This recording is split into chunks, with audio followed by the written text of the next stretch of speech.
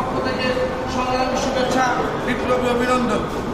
আমাদের আজকের এই প্রোগ্রামের দিক নির্দেশনামূলক বক্তব্য আমাদের নেতৃবৃন্দ দিবেন। আমরা তাদের কথাগুলো শুনে আমরা কে ফরম পাবো কে পাবো না এই বিষয়ে ওনারা ক্লিয়ার করবেন।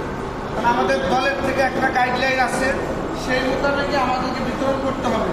আমাদের বই হচ্ছে 4টা, আমাদের 400 বই, কিন্তু আমাদের নেতাকর্মী তো হাজার হাজার। তো সেক্ষেত্রে সিরিয়াল অনুযায়ী আমাদের সিনিয়ররাই এটা গাইডলাইন দিবে, আমরা সেদিকে লক্ষ্য রাখবো। এখন আমাদের মাঝে বক্তব্য রাখবেন, আমাদের মাঝে আরও উপস্থিত হচ্ছেন বাংলাদেশ জাতীয়তাবাদী দল মহিলা দলের কেন্দ্রীয় কৃষি বিষয়ক সম্পাদক সেলিনা হাফিজ ইতিমধ্যে আমাদের মাঝে এসে উপস্থিত হয়েছেন। এখন আমাদের মাঝে সংক্ষিপ্ত বক্তব্য রাখবেন 93 নং ওয়ার্ড থেকে নির্বাচিত সভাপতি আফসার আলম খান সেলিম, জনাব আফসার আলম খান সেলিম।